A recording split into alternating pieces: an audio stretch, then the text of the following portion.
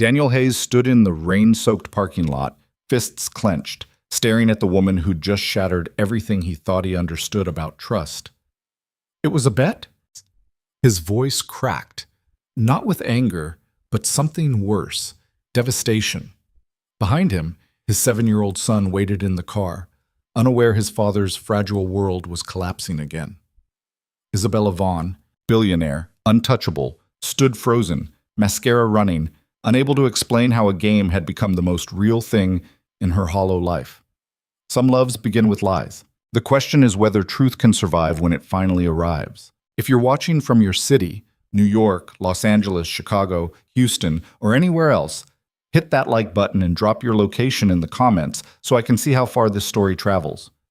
Now, let me take you back to where it all began. The Rusty Anchor didn't deserve its name. There was nothing nautical about it, just a dive bar on the wrong side of Philadelphia, where desperation came to drink. The neon sign outside flickered erratically, the R permanently dark, so it read Usty Anchor to anyone unfortunate enough to be looking. Daniel Hayes wiped down the bar for the third time that hour, not because it needed it, but because standing still meant thinking, and thinking meant drowning. At 32, he'd learned to keep moving. Motion was survival. "Another round, Danny boy," someone shouted from the pool table. He didn't look up. "It's Daniel, and you're cut off, Marcus." "The hell I am. You can barely stand. Go home."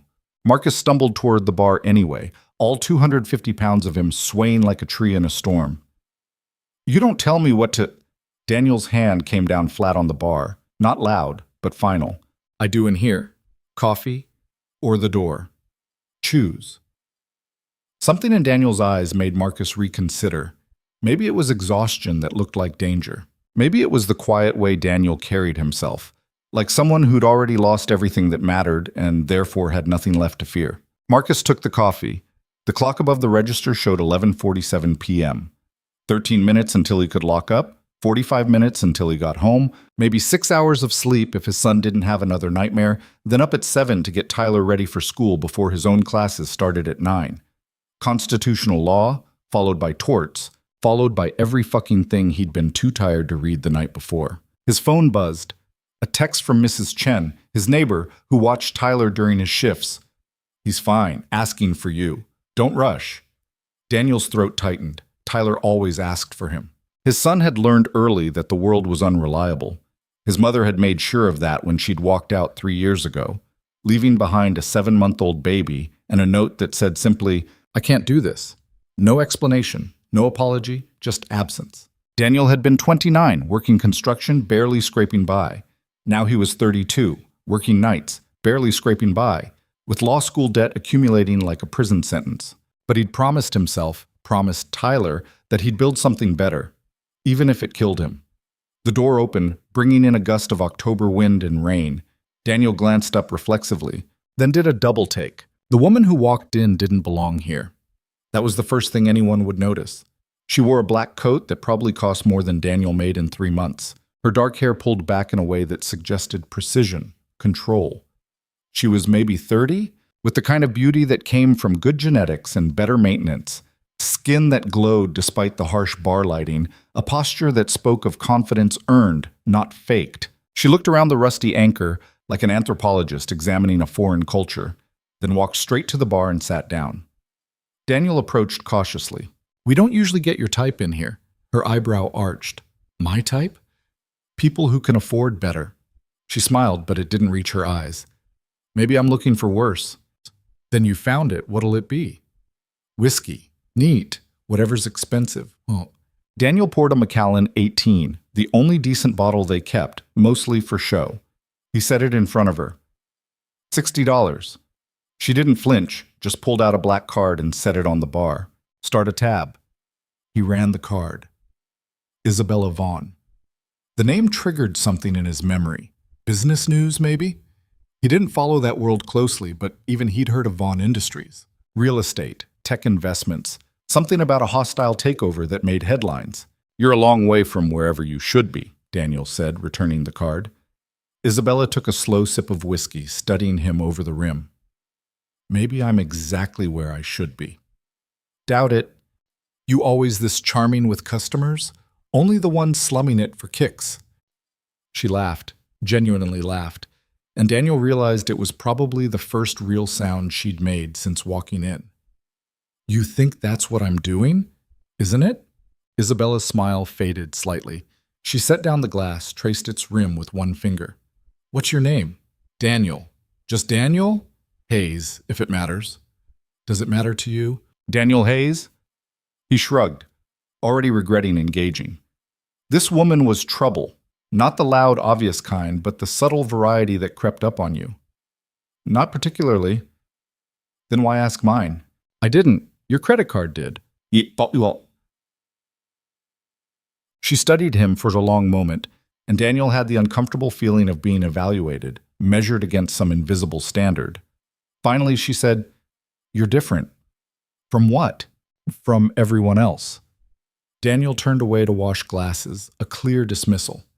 "Congratulations on meeting your first bartender." But she didn't leave. She sat there, sipping expensive whiskey in a cheap bar, watching him work. After a while, Marcus stumbled out, followed by the last few stragglers. The clock hit midnight. Daniel started cleaning up, wiping tables, stacking chairs. Isabella remained. "We're closing," Daniel said. 5 more minutes. Now." She finished her drink in one swallow, then stood. As she pulled on her coat, she looked at him directly. "Same time tomorrow?" "We're open 7 days a week. Do what you want." "Will you be here?" Daniel paused, trash bag in hand. "Why does that matter?" "Because," Isabella said, and for the first time, something genuine flickered across her face. "You're the first person in months who's talked to me like I'm human." Then she walked out into the rain. Daniel locked the door behind her, killed the lights, and tried to forget the encounter. He had enough complications. He didn't need whatever that was. But she came back. The next night, Isabella Vaughn walked into the Rusty Anchor at exactly the same time, wearing a different expensive coat, and sat in the same seat at the bar. Daniel saw her and felt something sink in his chest. "You again. Me again. We have other bartenders." "But you're here." He poured her the Macallan without asking. She smiled faintly. "You remember." "It's my job." "No, your job is pouring drinks. Remembering is something else." Yet. Daniel set the glass down harder than necessary. "Look, I don't know what you're after, but I'm not it. I'm tired. I've got a kid at home, and I don't have energy for whatever game this is." Isabella's expression shifted. Surprise. Then something that looked almost like hurt. "I'm not playing a game." "Then what are you doing here?" "Drinking. There are 1,000 places in this city with better whiskey and better ambiance. Try any of them." She took a sip, her eyes not leaving his. "What if I like it here?" "You don't. You can't know that." "I can see it. You're uncomfortable. You check your phone every 90 seconds. You sit like you're expecting someone to take your picture. This isn't your world." Isabella set down the glass carefully. "And what is my world, Daniel? Since you seem to know me so well. Boardrooms, expensive restaurants, places where people say what you want to hear because you sign their paychecks. That sounds lonely." "That sounds like a choice." She flinched, actually flinched, and Daniel immediately felt like an asshole. But before he could say anything, she stood up, threw $200 bills on the bar, and walked toward the door. "Hey," Daniel called after her. "Your change." She paused at the threshold, rain visible beyond the open door. Without turning around, she said quietly, "Keep it. Consider it payment for honesty. It's rarer than you think." Then she was gone. Daniel stood there, staring at the money, feeling like he'd just failed some test he hadn't known he was taking. But 3 days passed. Isabella didn't return, and Daniel told himself he was relieved. He had enough to deal with. Tyler had been having nightmares again, dreams about his mother, about being left behind. Daniel would wake to find his son standing beside his bed, silent tears tracking down his small face. "She's not coming back, is she, Dad?" And Daniel would pull Tyler into bed with him, hold him close, and lie. "I don't know, buddy, but I'm here. I'm always here." On the 4th night, Daniel's mother called. She'd been diagnosed with stage 3 lung cancer 6 months ago. A lifetime of smoking finally catching up. The treatments were brutal, expensive, and maybe pointless. "I'm fine, Danny," she said, her voice thin. "Stop worrying." "Mom, I mean it. Focus on Tyler. Focus on school. I've lived my life." "Don't talk like that." "I'm being practical. Someone has to be." Is shut. After they hung up, Daniel sat in his car in the bar's parking lot, head against the steering wheel, and tried to remember the last time he'd felt anything other than exhausted. He couldn't. When he finally went inside, Isabella Vaughn was sitting at the bar. Daniel stopped, stared. "I thought that I wouldn't come back?" She looked different tonight, smaller somehow, less polished. Her hair was down, and she wore jeans and a simple sweater. "I almost didn't." He walked behind the bar slowly. "What changed?" "I realized you were right about everything." She met his eyes. "But I also realized I don't care." "You should." "Probably, but I don't." She pushed her glass forward. "Same thing?" Daniel poured, his hands moving on autopilot. "Why are you really here, Isabella?" The sound of her name seemed to surprise her. "You looked me up. Your credit card, remember?" "Right." She took a drink. "Want the truth?" "That would be novel." "I made a bet with someone that I could make any man fall for me." She said it flat, emotionless, watching his reaction. "Charming, right? Very healthy." Daniel absorbed this. "And I'm the target." You were." "Was?" Isabella looked away. "Turns out it's harder when the other person won't play along." "So you're giving up." "I should." She turned back to him, and something in her expression made Daniel's chest tighten. "But every night, I get in my car, tell myself to go home, and end up driving here instead. So either I'm very committed to winning a stupid bet, or—" She didn't finish. Daniel didn't push. They sat in silence while the bar noise filled the space around them, pool balls cracking, someone cursing at the jukebox, the eternal hum of the beer cooler. Finally, Daniel said, "I can't fall for anyone." "I know." "I'm serious. I have a kid. I have school. My mom's dying. I work 6 nights a week and study every other moment. There's no room." "I understand." "Do you?" Daniel leaned forward, needing her to hear this. "Because from where I'm standing, you're a bored rich woman looking for entertainment, and I'm too tired to be anyone's project." Isabella stood up abruptly, and for a second Daniel thought she'd leave angry. Instead, she pulled out her phone, tapped a few times, and showed him the screen. It was a photo of a little girl, maybe 5 years old, with Isabella's dark hair and bright eyes. She was smiling at the camera, gap-toothed and joyful. "My daughter," Isabella said quietly. "Sophia. She lives with my ex-husband in Seattle. I see her 1 weekend a month and 2 weeks in summer. That's what I got in the divorce when I chose my company over my family."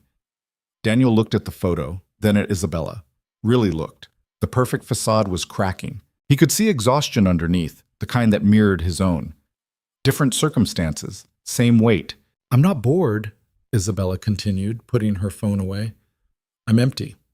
Every day I make decisions that affect thousands of people. I sit in meetings where everyone agrees with me because I pay them to. I go home to a penthouse apartment that a designer decorated because I don't have time or interest.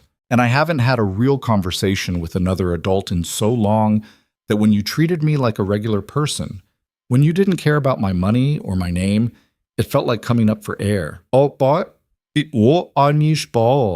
She picked up her purse. "But you're right. You have real problems, real responsibilities. You don't need my mess added to it. I'll stop coming." Daniel watched her walk toward the door. Every instinct screamed to let her go. He didn't need complications. He didn't need this. But then he thought about Tyler's face when he asked if his mother was coming back.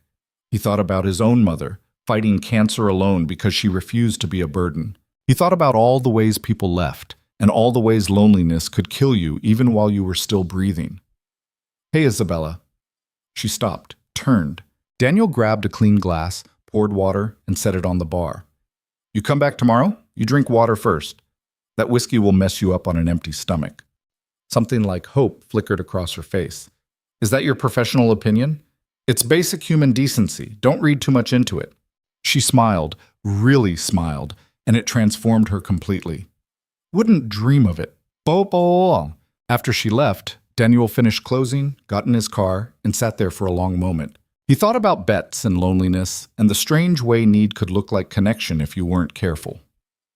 Then he drove home to his son, pushed everything else aside, and tried to be present for the life he'd chosen. But Isabella Vaughn kept coming back. Over the next 2 weeks, she became a fixture. Same time, same seat, but the conversations evolved. She asked about Tyler, and Daniel found himself talking about his son's obsession with dinosaurs, his fear of thunderstorms, the way he'd started asking questions about his mother that Daniel didn't know how to answer. "What do you tell him?" Isabella asked one night. The truth. That she wasn't ready to be a mom, that it's not his fault. "Do you believe that?" Daniel wiped down the bar, avoiding her eyes. "Which part?" "That it's not his fault?" "It's not. But you think it's yours." Daniel's hands stilled. "I think I should have seen it coming. She told me from the beginning she didn't want kids. I thought love would change that. Turns out love doesn't change anything except the person who believes in it." Mess. Isabella was quiet for a moment. "Sophia was 4 when I left. Her father fought for custody, said I was married to my work, unavailable emotionally. He was right." Her voice cracked slightly. "I told myself she'd understand when she got older, that she'd see I was building something for her future. But you know what she asked me last time I called?" "What?" "If her real mom was coming to get her soon." Isabella's eyes were wet. "She doesn't even recognize me as her mother anymore. I'm just the lady who sends presents and shows up occasionally." Daniel set down this glass he'd been wiping. "You could change that." "Could I? I've built an empire, Daniel. Thousands of jobs depend on decisions I make. I can't just walk away." "Why not?" The question hung between them, simple and impossible. Isabella laughed bitterly. "Because then what was it all for? All the sacrifices? All the missed moments? If I stop now, it means I chose wrong. It means I gave up my daughter for nothing. Or," Daniel said carefully, "it means you chose wrong and you have a chance to fix it before it's too late." She stared at him, and Daniel saw himself reflected in her expression. The same exhaustion, the same trapped feeling, the same desperate hope that someone might understand. "You make it sound easy," she whispered. "It's not. But neither is living with regret." That night, Isabella stayed until closing. They didn't talk much, just existed in the same space while Daniel worked, and she sat there, present in a way she probably hadn't been in years. When she finally left, she paused at the door. "Thank you." "For what?" "For not lying to me. Everyone else does." "Maybe you need better people." "Maybe I do."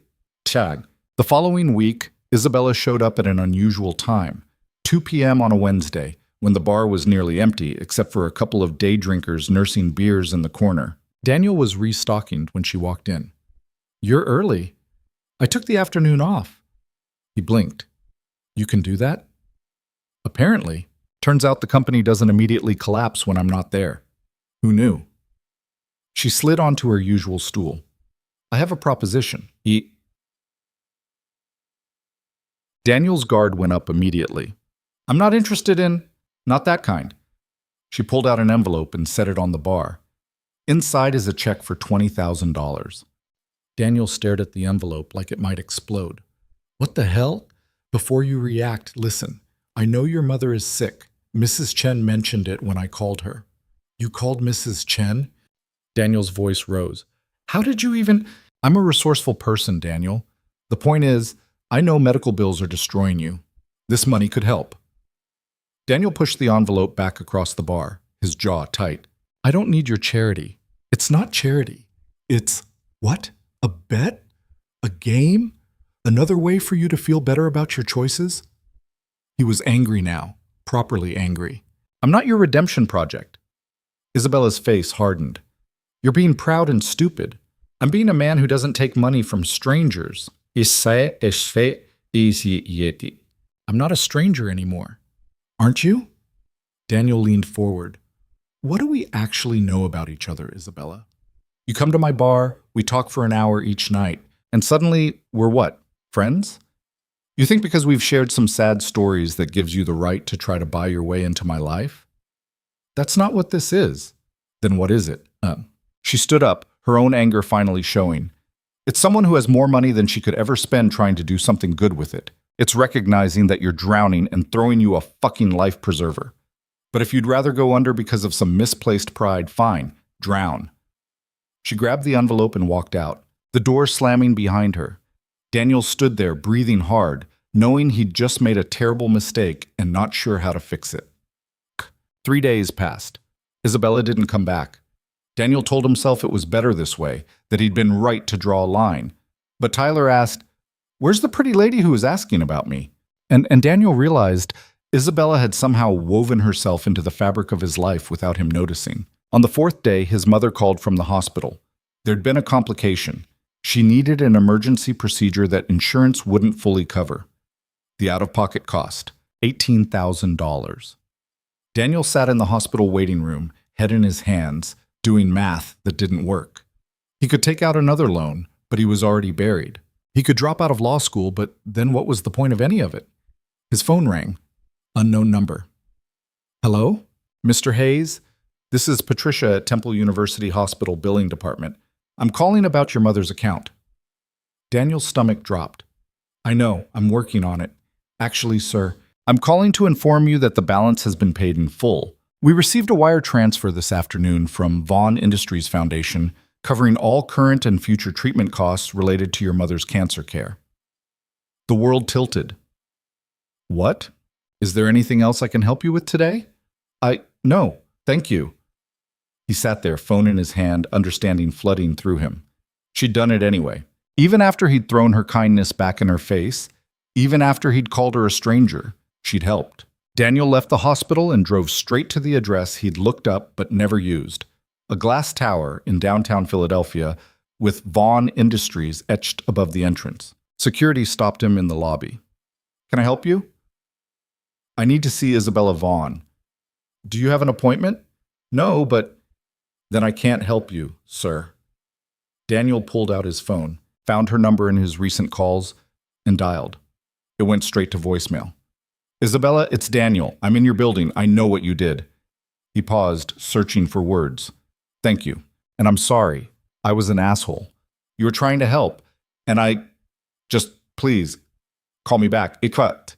He hung up and stood there in the lobby, feeling stupid and grateful and confused all at once.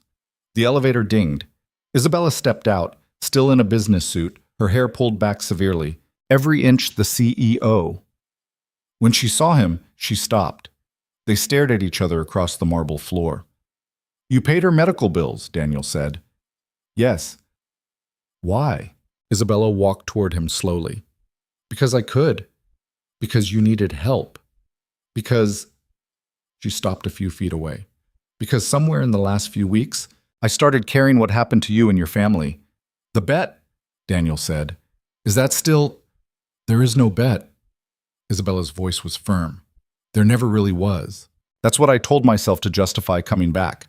But the truth is I came back because talking to you is the only time I feel like myself anymore. Daniel took a step closer. I don't understand you. Join the club. I can't give you what you're looking for. I'm not looking for anything except honesty. You give me that already. They stood there in the lobby of her building, two people from completely different worlds, bound by loneliness, and maybe something else neither wanted to name. My shift starts in an hour, Daniel said finally. I know. You could come by. After. We could talk. I'd like that. As Daniel turned to leave, Isabella called after him. Daniel? He looked back. Your mother's going to be okay. I made sure of it. Something in his chest cracked open, not breaking, but making room. Thank you. Don't thank me, just let me be your friend. That's all I want. Daniel nodded and walked out, knowing everything had just changed and having no idea where it would lead. That night, Isabella came to the bar. She sat in her usual seat, drank her usual whiskey, and they talked like they always did. But underneath, something had shifted. The walls were lower, the distance smaller. And for the first time in years, Daniel allowed himself to wonder if maybe, just maybe, he wasn't as alone as he thought.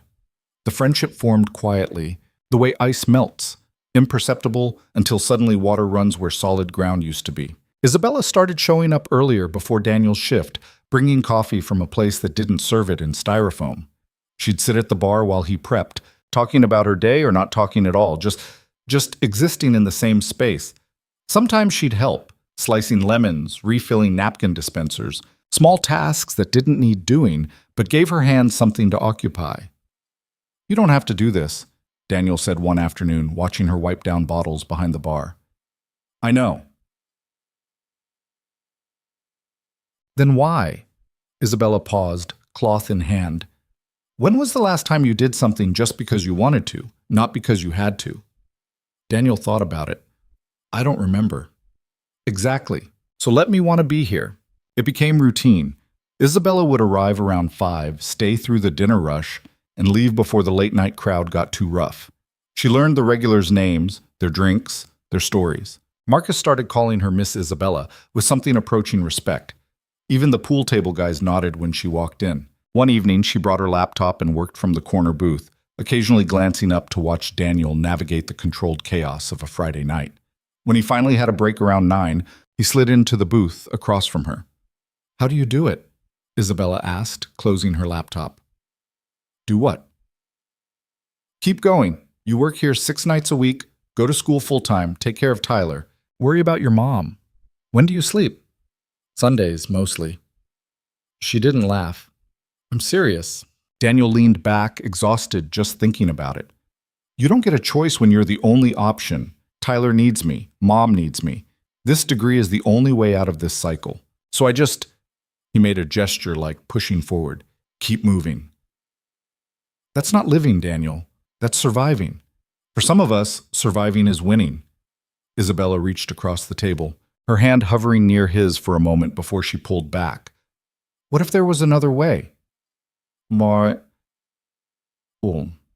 there isn't. But if there was, there isn't, Daniel repeated, firmer.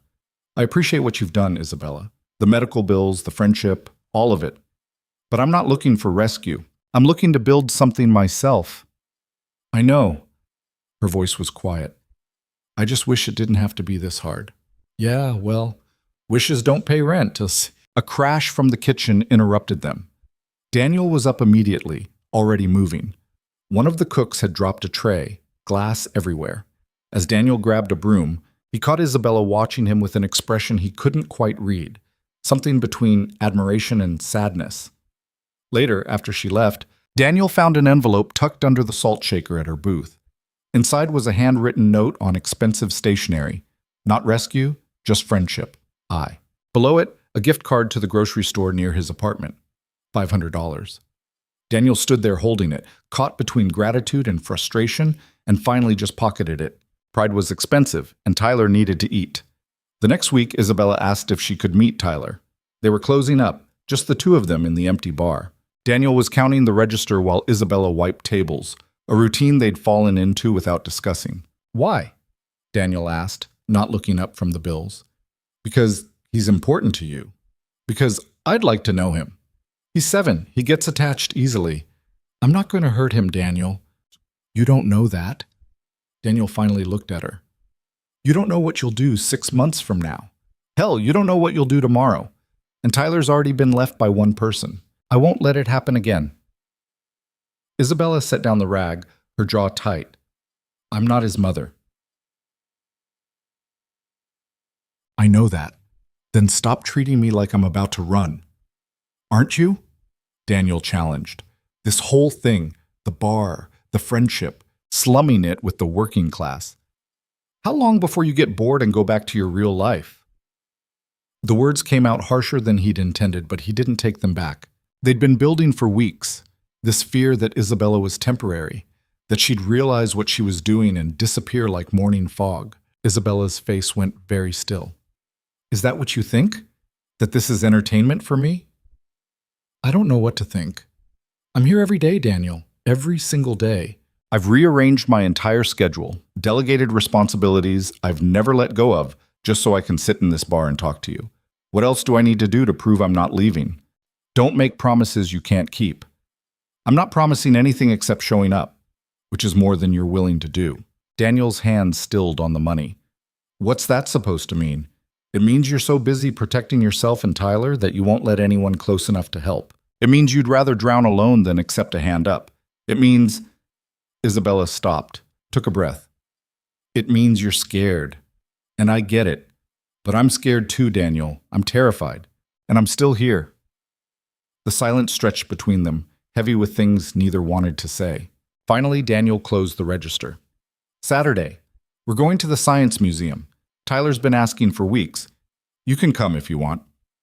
Isabella's expression softened. Yeah? Yeah. But Isabella, if you're going to be in his life, you have to mean it. No halfway. No disappearing when it gets complicated. Tyler deserves better than that. So do you. Daniel looked away. I'm used to it. That's the saddest thing I've ever heard, but Saturday came cold and bright, the kind of November morning that promised winter. Daniel picked up Isabella at her building, Tyler bouncing in the back seat with barely contained excitement. Is that her? Is that Miss Isabella? Tyler pressed his face against the window as Isabella emerged from the glass tower, dressed down in jeans and a sweater that probably still cost more than Daniel's car payment. Yeah, buddy. Remember what we talked about? That boy. Be polite. Don't ask about money. And if I need to go to the bathroom, I tell you, not her. Perfect. Isabella slid into the passenger seat, bringing with her a scent of expensive perfume that seemed absurd in Daniel's beat-up Toyota. She twisted around to smile at Tyler. You must be Tyler. I've heard so much about you. Tyler stared at her with the unfiltered assessment only children can manage. You're really pretty. Tyler, Daniel started, but Isabella laughed. Thank you. You're pretty handsome yourself. Dad says you're his friend. I am. Are you his girlfriend?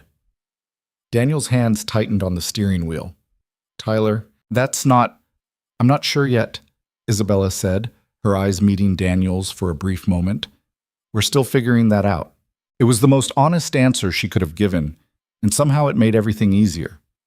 Tyler accepted it immediately, launching into a detailed explanation of his favorite dinosaurs and why the T-Rex was overrated compared to the Spinosaurus. Isabella listened like he was presenting a doctoral thesis. She asked questions, remembered details, engaged completely. Daniel watched them in the rearview mirror and felt something in his chest shift. Not love, not yet, but the terrifying recognition that it could become love if he let it. The museum was crowded, full of families doing the same thing they were doing, trying to make normal moments in abnormal lives. Tyler dragged them from exhibit to exhibit, his small hand sometimes grabbing Isabella's when he got excited, forgetting she was a stranger. She never pulled away. At the planetarium show, Tyler sat between them in the dark, his head tilted back to watch stars projected on the dome ceiling. Halfway through, he leaned against Isabella's shoulder, tired from the morning's excitement. Isabella glanced at Daniel, a question in her eyes. Daniel nodded slightly. She shifted, letting Tyler get comfortable, her hand coming up to rest gently on his back. When the show ended and the lights came up, Tyler was asleep. Isabella looked panicked. Should I wake him? Oh, nah, I'll carry him. Daniel, he's 7. I know how old my kid is. Daniel scooped Tyler up easily, years of practice making it automatic. Tyler's head lolled against his shoulder, completely trusting even in sleep. They walked through the museum like that, Isabella beside them, and Daniel realized with a start that they looked like a family. Other people saw it too, smiling at them, holding doors, the casual acknowledgement that came with being part of the club. It should have felt wrong. Instead, it felt inevitable. In the museum cafeteria, Tyler woke up hungry and demanding chicken nuggets. While Daniel went to order, Isabella stayed with Tyler at the table, helping him with a coloring sheet the museum provided. You're good at this, Tyler said, watching her color a stegosaurus with careful precision. I used to do this with my daughter. You have a daughter? Tyler's eyes went wide. Where is she? She lives with her dad in Seattle. Why don't you live with them? Isabella set down the crayon. Sometimes grown-ups make choices that don't work out the way they planned. Her dad and I decided we'd be happier living separately. Does she miss you? The question landed like a punch. Isabella was quiet for a long moment. I hope so. I miss my mom sometimes, Tyler said it casually, The way kids deliver devastating truths. Even though she left. Is that weird? No, sweetheart, that's not weird at all. Dad says it's okay to miss people even if they weren't nice to us. Your dad's a smart man. Tyler considered this, then went back to coloring. I like you better, though. Than who? Than my mom. You're nicer, and you laugh more. Isabella's eyes were wet when Daniel returned with the tray. He saw her expression, saw Tyler coloring like nothing had happened, and understood that something important had just occurred. Everything okay? He asked quietly, setting down the food. Isabella wiped her eyes quickly. Yeah, everything's perfect. Over chicken nuggets and French fries, they talked about nothing important. School, dinosaurs, whether chocolate milk was better than regular milk. Normal things. Easy things. The kind of conversation Daniel never thought he'd have with someone like Isabella Vaughn. On the drive home, Tyler fell asleep again, exhausted. Isabella was quiet, watching the city pass by outside her window. Thank you for today, Daniel said. I should be thanking you. That was... She paused, searching for words. I haven't felt that normal in years. Normal's overrated. You say that because you have it. Some of us would kill for normal. Daniel glanced at her. You could have it. You could move to Seattle, be with Sophia, build a regular life, and give up everything I've worked for? Would that be so bad?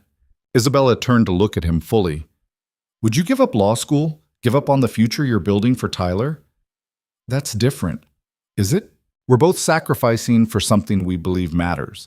The only difference is you think your sacrifice is noble and mine is selfish. Daniel didn't have an answer for that. Daniel.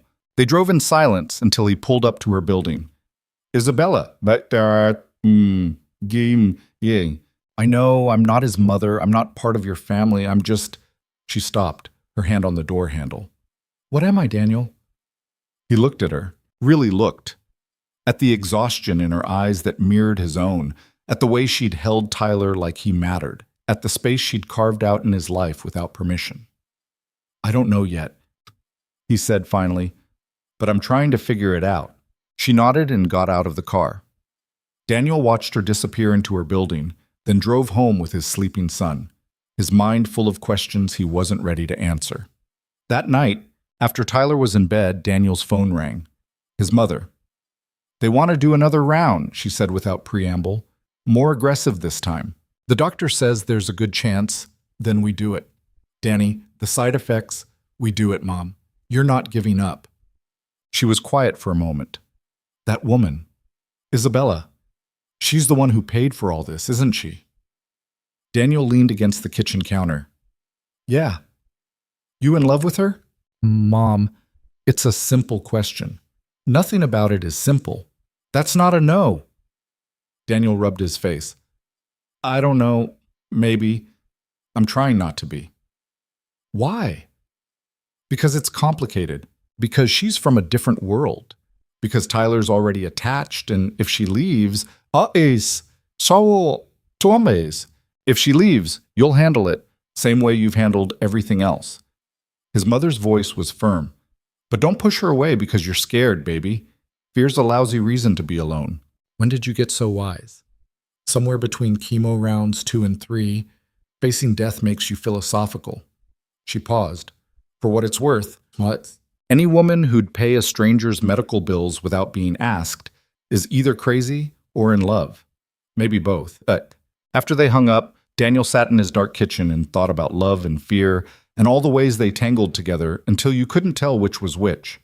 The next day, Isabella didn't come to the bar, or the day after that. By the third day, Daniel was checking his phone between customers, trying not to look as worried as he felt. Tyler kept asking where Miss Isabella was, and Daniel kept saying she was busy with work. On the fourth day, she finally called. I'm sorry, she said without greeting. I've been dealing with something. You okay? My ex-husband called. Sophia's been asking about me, wanting to visit. Daniel sat down on a beer crate in the storage room. That's good, right? I don't know, maybe. He wants me to come to Seattle for Thanksgiving, spend a few days there. Let Sophia see I'm trying. You should go. I don't want to. Why not? Isabella's laugh was bitter. Because I'm terrified. What if she doesn't remember me? What if she does and she hates me? What if I screw it up worse than I already have? Then you screw it up, and you try again. That's what being a parent is. You make it sound easy. It's not, but it's worth it. Silence on the line. Then, quietly, will you be here when I get back? Where else would I be? I don't know. I keep waiting for you to realize I'm not worth the trouble. Daniel leaned his head back against the wall. Isabella, you paid my mother's medical bills. You spent Saturday at a science museum eating chicken nuggets. You color with my son like it matters. You're trouble, yeah, but you're worth it. He heard her breath catch. Daniel, go to Seattle. See your daughter. Be scared and do it anyway. I'll be here when you get back. Promise? Promise. She left the next day. The bar felt different without her, emptier somehow, even when it was packed. Daniel caught himself looking at her usual seat, expecting to see her there. Tyler asked about her every night. When's Miss Isabella coming back? Soon, buddy. I miss her. Yeah, me too, Mom. Thanksgiving came. Daniel worked the early shift, then spent the evening with Tyler and Mrs. Chen, who'd become more family than neighbor over the years. They ate takeout Chinese food and watched football, and it was fine, normal, the life Daniel had built. But he kept checking his phone. Around 9, a text came through. She hugged me. Sophia actually hugged me and said she missed me. I'm crying in a hotel bathroom like an idiot, but I don't care. Thank you for pushing me to come. Daniel smiled and typed back, Told you, now stop crying and go be with your daughter. What are you doing? Eating lo mein with Tyler and watching the Cowboys lose. Sounds perfect. It is, but it would be better if you were here. He hit send before he could second guess it. The typing indicator appeared, disappeared, appeared again. Finally, I'll be home Sunday. Save me a seat at the bar? Always. Sunday evening, Isabella walked into the Rusty Anchor wearing a smile Daniel had never seen before. Genuine, unguarded, reaching all the way to her eyes. She sat at her usual spot. Daniel poured her whiskey without asking. Tell me, he said. So she did. She told him about Sophia's cautious excitement, about reading bedtime stories and making pancakes for breakfast. About her ex-husband's surprise that she'd actually shown up, actually tried. About the way Sophia had fallen asleep holding her hand, like she was afraid Isabella would disappear if she let go. I'm going back for Christmas, Isabella said. Staying for a week. My ex and I are going to try shared custody, 50-50, which means I need to restructure my entire life. That's huge. Terrifying is what it is. She took a sip of whiskey. I have to delegate major responsibilities, maybe move some operations, possibly relocate part-time to Seattle. The board is going to lose their minds. But you're doing it anyway. I'm doing it anyway. Isabella met his eyes. Because you were right. I was choosing wrong. And I still have time to fix it. Daniel leaned against the bar, feeling proud and happy, and something else he wasn't ready to name. Sophia's lucky to have you. I'm the lucky one. Isabella played with her glass. I spent so long thinking love meant sacrifice that I had to choose between my daughter and my work, between being successful and being present. But watching you with Tyler, I realized love isn't about sacrifice, it's about priority. What's the difference? Sacrifice implies giving something up. Priority means choosing what matters most. She looked at him steadily. You prioritize Tyler every day. Not because you have to, but because he matters most. He does. I want to matter most to Sophia again, which means my company can't be the only thing in my life. Isabella paused. Which also means I'll have less time to spend here. Daniel felt the words like a punch, but forced himself to nod. I understand. Do you? Because I'm not saying I'm leaving. I'm saying things are going to change. Change how?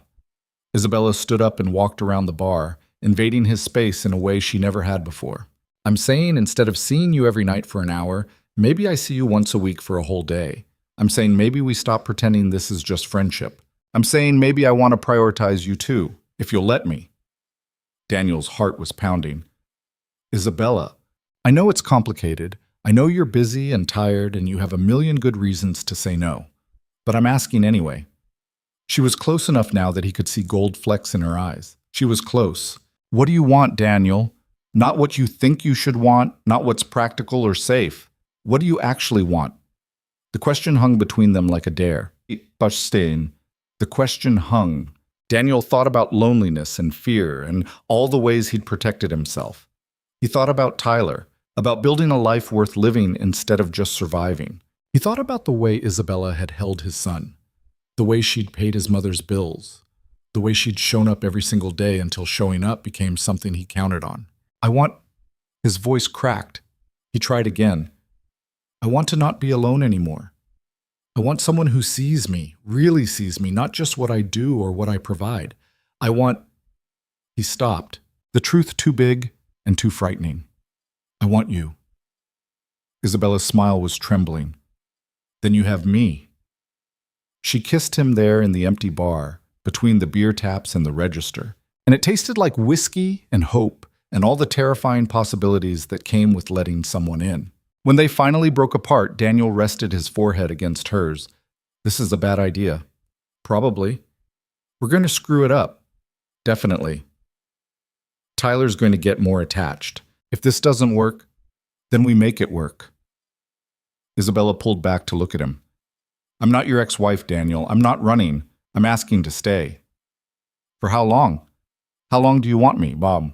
Daniel kissed her again instead of answering because the truth was too simple and too complicated. As long as she'd have him, and maybe longer than that. They agreed to take it slow, whatever that meant. Isabella started coming over on Sundays, the only full day Daniel had off. They'd make breakfast together while Tyler did his homework at the kitchen table, then spend the afternoon doing normal things, grocery shopping, laundry, the mundane tasks that made up a life. It should have been boring. Instead, it felt revolutionary. One Sunday, Tyler asked if Isabella could come to his school holiday concert.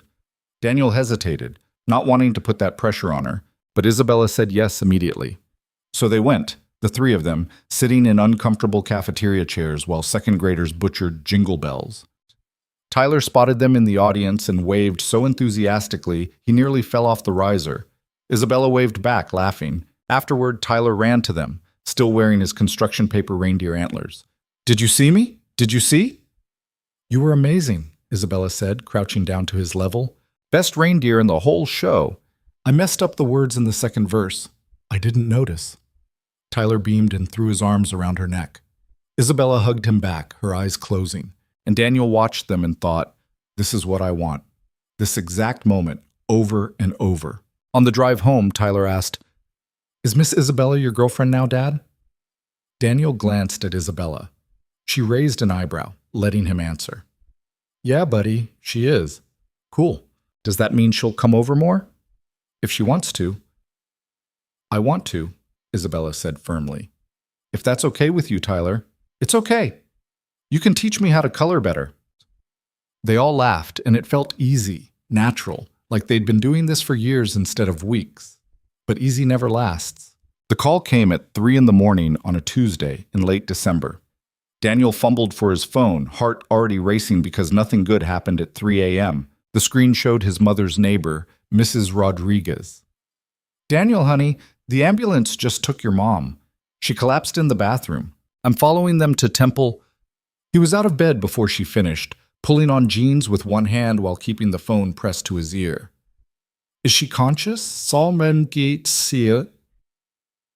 She was when they loaded her. Sweetheart, it looked bad. Tyler appeared in the doorway, rubbing his eyes. Dad, what's wrong? Daniel covered the phone. Grandma's sick. I need to go to the hospital. Get dressed. We're going to Mrs. Chen's. I want to come with you. Tyler, not now, please. 10 minutes later, he was in the car, Tyler deposited with a worried Mrs. Chen, driving too fast through empty streets. His hand shook on the wheel. The treatments had been working, the doctor said. She'd been responding well, gaining weight, getting color back in her face. This wasn't supposed to happen. His phone rang. Isabella?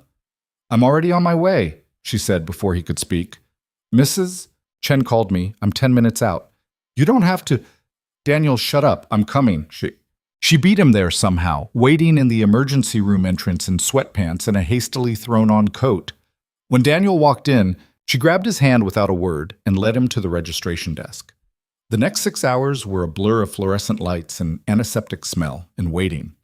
Daniel sat in the plastic chairs, leg bouncing, while Isabella brought him coffee he didn't drink and sat close enough that their shoulders touched. Around 9 a.m., a doctor emerged. "Mr. Hayes?" "Yes." Daniel stood so fast he knocked over the coffee cup. Isabella caught it. "Your mother's stable." It was a severe reaction to the latest chemo cocktail. Her body essentially went into shock. The doctor's expression was professionally neutral, which somehow made it worse. "We've got her stabilized, but we need to have a serious conversation about next steps." "What does that mean?" "It means we need to discuss whether continuing aggressive treatment is in her best interest. The reaction she had, it's a sign her body can't handle much more." Daniel's vision tunneled. "You're saying give up. I'm saying we need to weigh quality of life against, she wants to fight, so we fight." The doctor looked at Isabella, as if hoping she'd be the voice of reason. Isabella squeezed Daniel's hand. "Can we see her?" His mother looked smaller in the hospital bed, tubes and wires connecting her to machines that beeped and hummed. Her eyes were closed, her breathing shallow. Daniel pulled up a chair and took her hand. "I'm here, Mom." Her eyes fluttered open. "Danny." Her voice was barely a whisper. "You should be in class." "Like I give a damn about class right now." "Language." But she smiled weakly. Her gaze shifted to Isabella, standing by the door. "You brought your girl." She brought herself. "Good. Need someone to keep you from doing something stupid." His mother's grip on his hand was paper thin. "Baby, listen to me. We need to talk about—" "No, we're not having that conversation." "Daniel, you're going to be fine. They'll adjust the treatment, find something that works. You're not dying." His mother's eyes filled with tears. "Sweetheart, I'm tired." "Then rest." "But you don't get to quit on me." "So, She was quiet for a long moment, just looking at him with an expression that broke his heart. "You've always been so stubborn." "Yeah, well, I learned from the best." Isabella stepped forward. "Mrs. Hayes, I'm going to make sure Daniel eats something. We'll be right outside if you need anything."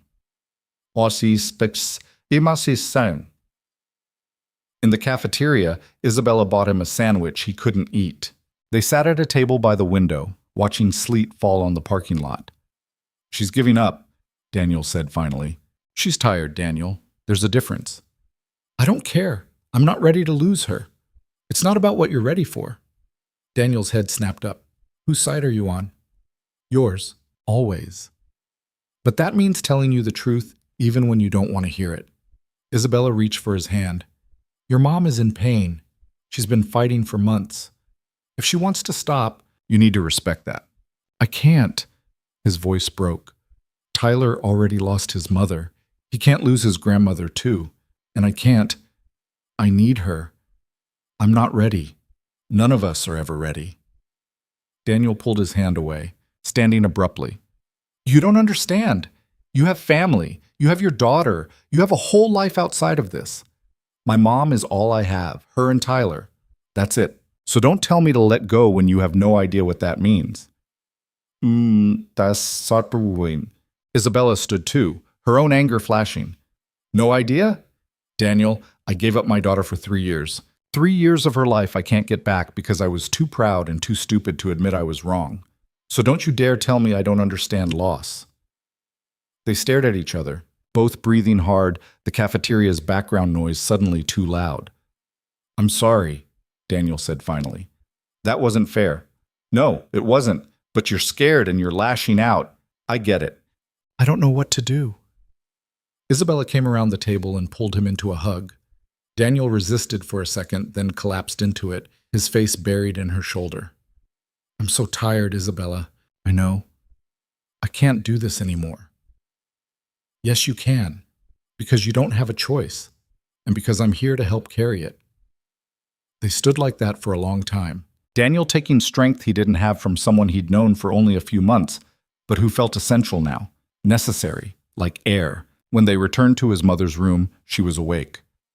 You two fight? No, Daniel lied. Yes, Isabella said at the same time. His mother smiled faintly. Good. Couples should fight. Means you care enough to be honest. She gestured Daniel closer. I'm going to do one more round. One. But after that, if it doesn't work, we stop. And you let me go with some dignity. Deal? Daniel wanted to argue, to fight, to refuse. But looking at his mother's face, the exhaustion, the pain, the quiet plea, he couldn't. Deal. The next 2 weeks were hell. His mother started the new treatment protocol and immediately got worse. She couldn't keep food down, couldn't sleep, spent hours in agony while the poison tried to save her by nearly killing her. Daniel missed classes to sit with her. He called out of work, burning through goodwill he couldn't afford to lose. Tyler started acting out, throwing tantrums and refusing to do homework, his small body processing stress the only way a 7-year-old knew how. Isabella held everything together. She picked up Tyler from school, helped with homework, brought dinner to the hospital. She sat with Daniel's mother when Daniel had to leave, talking to her about nothing and everything, treating her like a person instead of a patient. One evening, Daniel found them laughing together, his mother actually laughing, while Isabella told some story about a board meeting gone wrong. What's so funny? Daniel asked from the doorway. Your girl is trouble, his mother said, still smiling. I like her. She grows on you, Daniel admitted. Like mold, Isabella added cheerfully. His mother's laughter turned into a coughing fit. The moment shattered. Isabella held the water cup while his mother drank, and Daniel watched them and felt the impossible weight of loving people who might leave. That night, driving home, Isabella said quietly, She asked me to take care of you. Daniel's hands tightened on the wheel. What? What? After. She asked me to make sure you don't fall apart, that Tyler's okay. Isabella was crying, Daniel realized, silent tears tracking down her face. I promised her I would. She's not dying. Daniel, she's not. The treatment is working. The doctor said it's not working. They told her this morning. This round failed too. The car swerved slightly. Daniel pulled over, put it in park, and just sat there, engine running, hands gripping the wheel like it was the only thing keeping him upright. Why didn't she tell me? Because you won't hear it. You keep fighting against reality like you can will her better, and she loves you for it, but it's also killing her to watch you not accept what's happening. Daniel's breathing was ragged. What am I supposed to do? Just give up? Just let her die? You're supposed to be there, to make her comfortable, to let her know it's okay to stop fighting. Isabella unbuckled her seatbelt and shifted to face him. Daniel, your mom is ready. She's made peace. The only person who hasn't is you. I can't lose her. You won't. Not really. She'll always be with you, in Tyler, in the man you've become, in every choice you make. Death doesn't erase love. Daniel finally broke, great heaving sobs that came from somewhere deep and ancient, the grief he'd been holding back for months spilling out. Isabella held him while he cried, whispering things that didn't matter, just being present in the way that did. When he finally stopped, emptied out, Isabella said, I'm going to Seattle for Christmas. Taking Sophia for 10 days. Come with me. Darban, I can't leave my mom.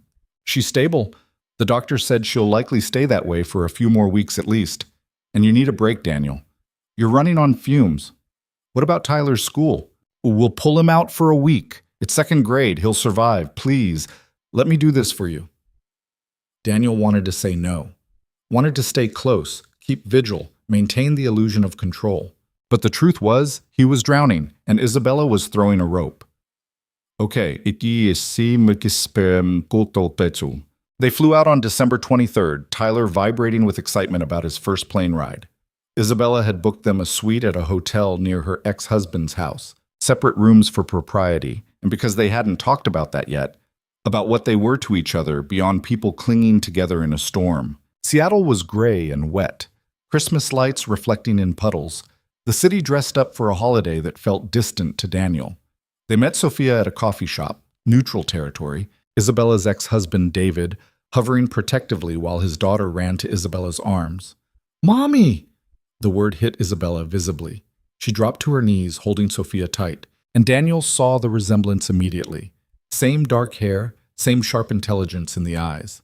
When Sophia pulled back, she noticed Tyler. "Who's that?" "This is Tyler," Isabella said. "He's 7, just like you." "Almost 8, Tyler corrected importantly. Sophia studied him with the serious evaluation of children sizing up potential friends. "Do you like dinosaurs?" "Duh, everyone likes dinosaurs." "Not everyone. My teacher says they're boring." "Your teacher is wrong." Sophia grinned. "I like him, Mommy. Can he stay?" David cleared his throat. "Isabella, can we talk?" "Outside?"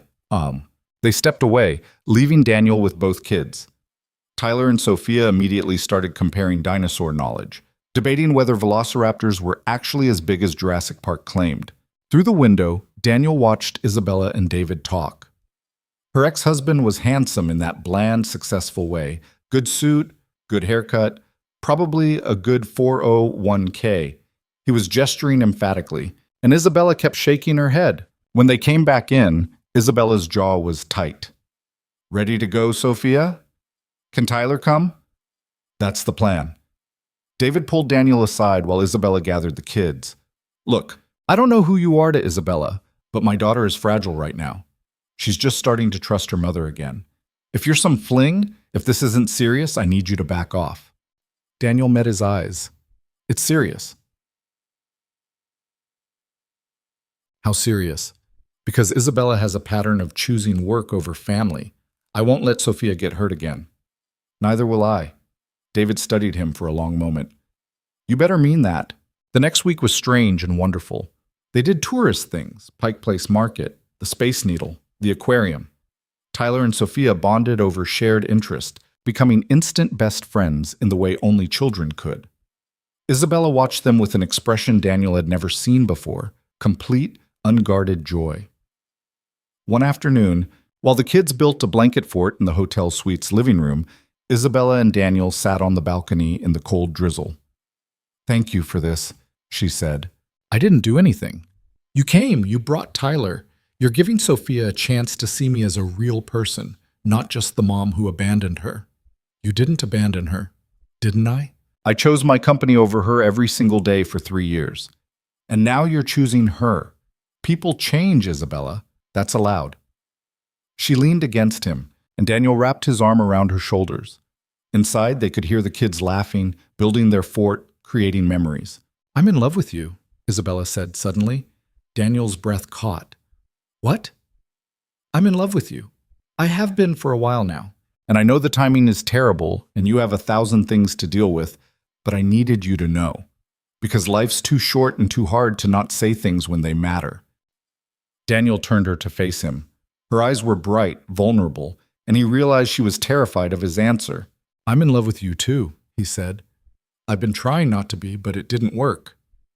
She laughed, crying at the same time. "We're a mess." "Yeah, we are."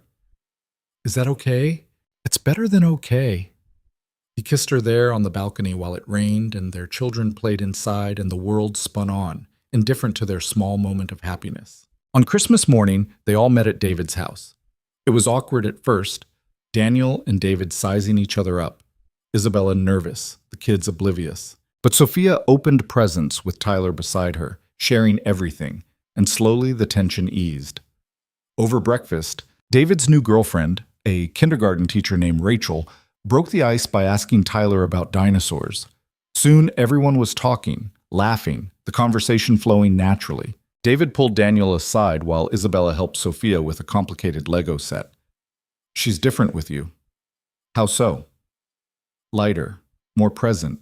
I spent 10 years with Isabella and never saw her like this." He paused.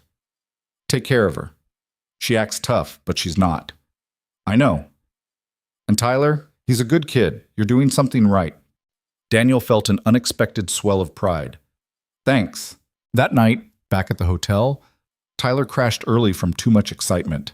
Daniel and Isabella sat in the dim living room, exhausted and content. "My mom would love this," Daniel said quietly. "Seeing Tyler happy, seeing me happy. Isabella took his hand. We should FaceTime her tomorrow. Let her see. They did. His mother answered from the hospital bed, looking terrible, but smiling when she saw them. There's my boy, and my other boy. She waved at Tyler, who launched into an enthusiastic retelling of every single thing he'd done in Seattle, barely pausing for breath. When Tyler finally wound down, his mother said, Isabella, you take care of my boys, you hear me? I will, I promise. Good. Daniel, come closer to the camera. Daniel did. His mother's expression was serious now, urgent. Baby, I need you to listen. I'm stopping treatment. For real this time. Mom? No arguing. I'm done fighting. The doctors give me maybe 6 weeks, and I want to spend them at home, comfortable, with people I love. Not in this damn hospital. Daniel's throat was too tight to speak. Isabella's hand found his, squeezing hard. I need you to be okay with this, his mother continued. I need you to let me go when the time comes. Can you do that for me? Through the blur of tears, Daniel nodded. Yeah, Mom, I can do that. That's my boy. Now go enjoy the rest of your vacation.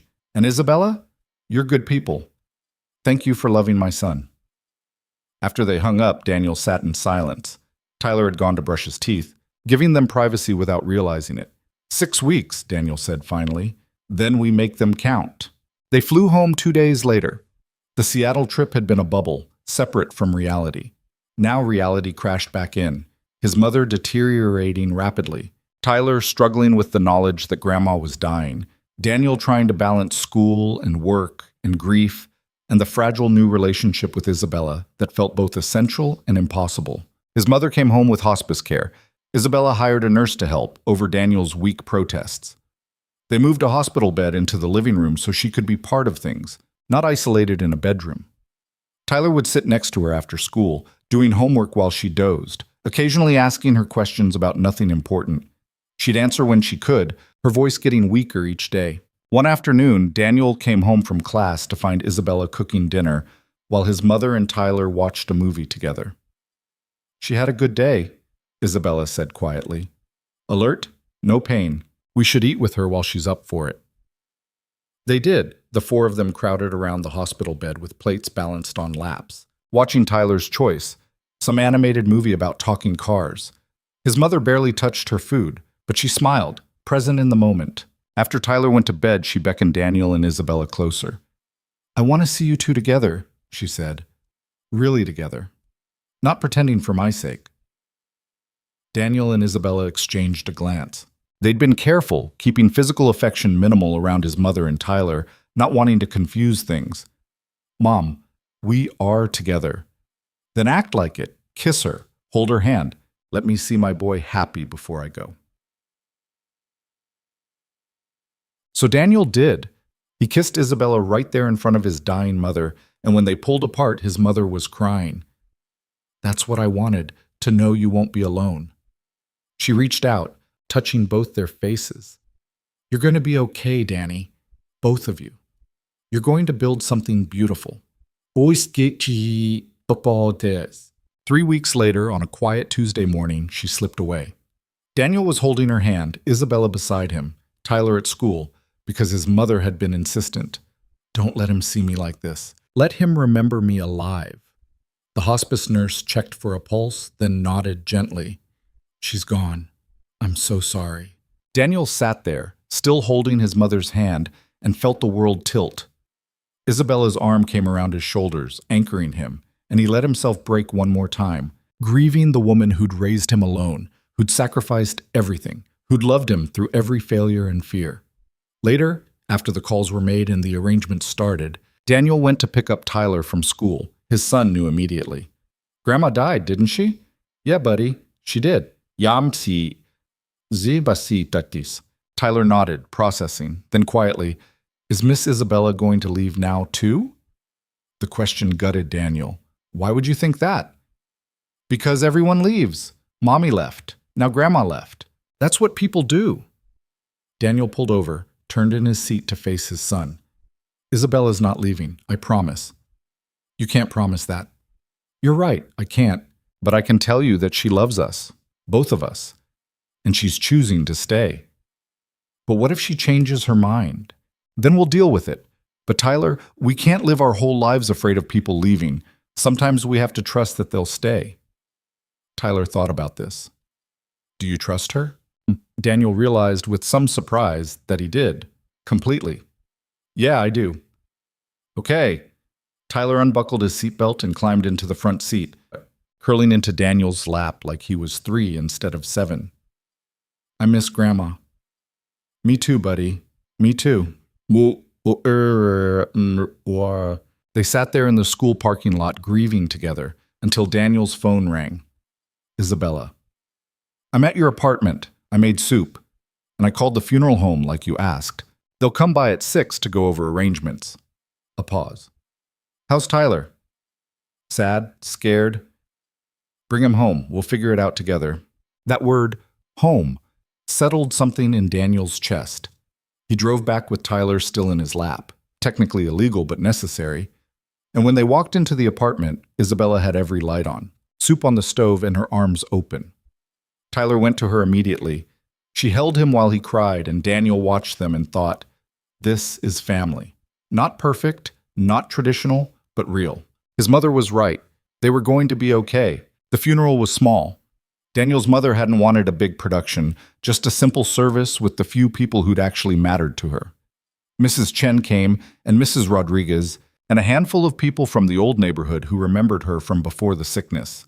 Isabella sat beside Daniel in the front row, her hand in his, while Tyler fidgeted in his only dress shirt. The pastor, hired by the funeral home, since his mother hadn't belonged to any church, said generic things about eternal rest and loving memories. Daniel barely heard any of it. What he remembered was after, at the graveside, when Tyler asked if Grandma was cold underground. Nobody, Daniel said, kneeling beside his son. She's not there anymore. That's just her body. The part that was really her. That's somewhere else now. Where? I don't know. But somewhere she's not in pain. Tyler considered this, then picked up a handful of dirt and threw it on the casket like he'd seen people do in movies. Bye, Grandma. I love you. Daniel's vision blurred. Isabella's hand found his shoulder, steadying him, and somehow he made it through the rest of the ceremony without collapsing. That night, after Tyler finally cried himself to sleep, Daniel sat on the couch staring at nothing. Isabella emerged from the bedroom where she'd been reading to Tyler and sat beside him. You should eat something. Not hungry. Daniel, I know. I'll eat tomorrow. Basam. They sat in silence for a while. Then Isabella said, I need to tell you something. The tone made Daniel's stomach drop. What? The bet. The one I told you about, where I said I could make any man fall for me. She was looking at her hands, not at him. That was real. And it didn't end when I said it did. Daniel went very still. What are you talking about? My friend, the one I made the bet with, she's been texting me for months, asking if I'd won yet, if you'd fallen for me. And I kept telling her no, it wasn't like that, but she wouldn't let it go, because Isabella's voice was shaking. Last week she showed up at my office, said she'd been watching us, that she saw us together at Tyler's school concert. And she said the bet's over, that I clearly won since you're obviously in love with me. Isabella finally looked at him, tears streaming down her face. She transferred $50,000 to my account, prize money we'd agreed on back when this was just a stupid game. Daniel felt like he'd been punched. You're telling me this now, right after I buried my mother? I couldn't keep lying to you, not after everything, not after what we've been through. So what, you want points for honesty? Congratulations, Isabella. You played me perfectly. Poor single dad, easy mark. Must have been fun. It wasn't like that. Then what was it like? Daniel stood, needing distance. Explain to me how any of this was real when it started as a fucking bet. Isabella stood too, defensive now. It was real. Everything after that first week was real. I fell for you, Daniel. Actually fell for you. The bet stopped mattering. When? When did it stop mattering? After you paid my mom's medical bills? After you met Tyler? After I fell in love with you? His voice was rising. Because from where I'm standing I don't know what was genuine and what was manipulation. All of it was genuine.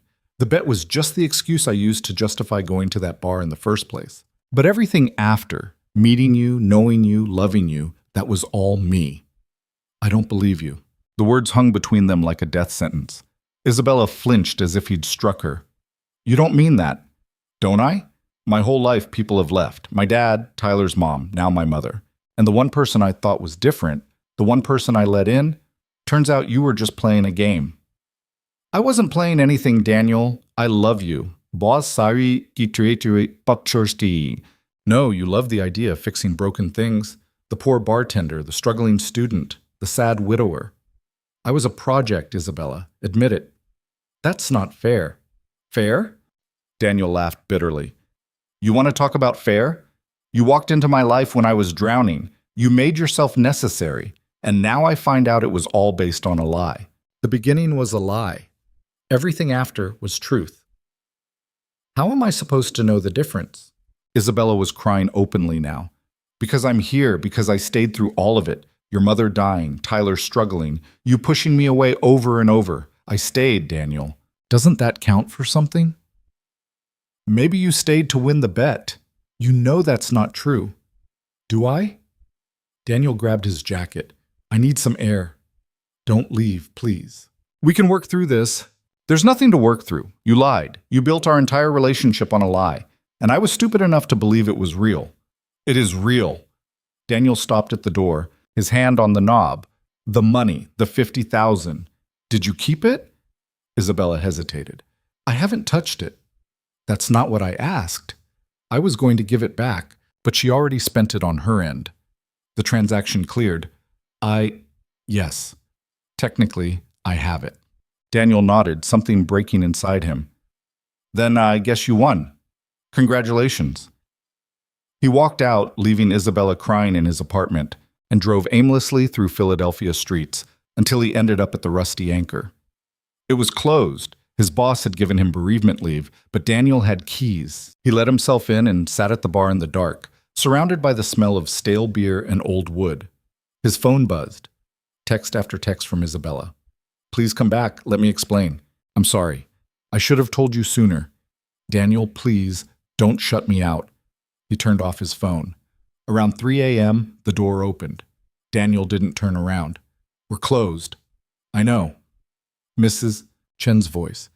Isabella called me. She's worried about you. She shouldn't be. Mrs. Chen came around the bar, helped herself to a glass of water from the tap, and sat beside him. She'd been watching Tyler for years, had become family by proximity and choice. If anyone had earned the right to lecture him, it was her. You going to tell me what happened, or do I have to guess? She lied to me, from the beginning. About what? Daniel explained. The bet, the money, the whole sordid origin story. Mrs. Chen listened without interrupting, her weathered face impassive. When he finished, she said, You're an idiot. Excuse me? You heard me. That woman has been nothing but good to you. To Tyler. And you're throwing it away because of how it started? She lied, Mrs. Chen. So what? People lie about how they meet all the time. My husband told me he was a doctor when we first met. Turned out he was a med school dropout working at a pharmacy. Should I have divorced him over that? That's different. Is it? Or are you just looking for an excuse to push her away because you're scared? Daniel's hands clenched around his glass. I'm not scared. Yes, you are. You're terrified.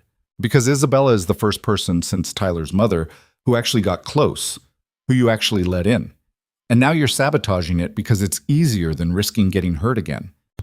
You don't know what you're talking about. Don't I? Daniel, I've watched you for 7 years. You've been alone this whole time by choice. Every woman who showed interest, you found a reason to say no. Too busy, too complicated. Tyler comes first, all true, but also convenient excuses. Mrs. Chen's voice softened. Isabella broke through.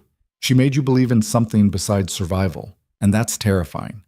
She used me as at first maybe, but these past months, that woman loves you, really loves you. I've seen it, Tyler's seen it. Even your mother saw it before she died. Mrs. Chen stood. Don't let fear make you stupid. Go home, talk to her, and for once in your stubborn life, let yourself be happy. She left him sitting there in the dark with her words echoing in his head. Daniel stayed until sunrise, wrestling with anger and hurt, and the terrible suspicion that Mrs. Chen was right. He thought about his mother's last words. "You're going to be okay, both of you. You're going to build something beautiful." She'd known about Isabella's past, or at least suspected, and she'd still given her blessing. Around 7, he drove home. Isabella's car was still in the parking lot. When he opened the apartment door, he found her asleep on the couch, still in yesterday's clothes, her face blotchy from crying. Tyler was curled against her, also asleep. Daniel stood there watching them, these two people who'd somehow become his whole world, and felt his anger deflate. Mrs. Chen was right. He was terrified. Not of Isabella leaving, but of needing her this much. He sat on the coffee table and gently shook Isabella's shoulder. Her eyes opened, immediately alert. "Daniel, let me talk first." He kept his voice low so Tyler wouldn't wake. "You lied. That's a fact, and I'm angry about it, but I'm also—" He struggled for words. "I'm scared, because everything good in my life eventually leaves or dies. And you made me believe that maybe this time would be different. Finding out it started as a game, that hurt. It made me feel stupid for trusting you." Isabella sat up slowly, careful not to disturb Tyler. "I understand. And you're right to be angry. I should have told you weeks ago, months ago. But I was scared too. Scared you'd react exactly like this. That you'd think everything was fake when it wasn't." "How do I know that?" "Because I'm still here." Isabella's voice was fierce despite the tears. "I'm still here, even though you walked out. Even though you said terrible things. Even though you have every right to hate me. I'm here because I love you, and I love Tyler, and I don't want to be anywhere else. The money, I'll give it away. To charity, to Tyler's college fund. I don't care. I never wanted it. The only thing I want is you." Daniel looked at Tyler, still sleeping peacefully. He asked if you were going to leave too, after Mom died. "What did you tell him?" "That you weren't. That you were choosing to stay." I am choosing to stay," Isabella said firmly. "I'm choosing you and Tyler over everything else. My company, my comfort, my pride, all of it. Because you're what matters. You say that now, I'll say it every day for the rest of our lives, if that's what it takes for you to believe it." They sat in silence for a moment. Then Tyler stirred, waking up. He blinked at them both. "Did you guys make up?" "We're working on it," Daniel said. "Good. We're working on it. But, Daniel, because I don't want Miss Isabella to leave." Tyler sat up, looking between them with 7-year-old seriousness. "Grandma said before she died that we're supposed to be a family. All 3 of us." Daniel's throat tightened. "She said that?"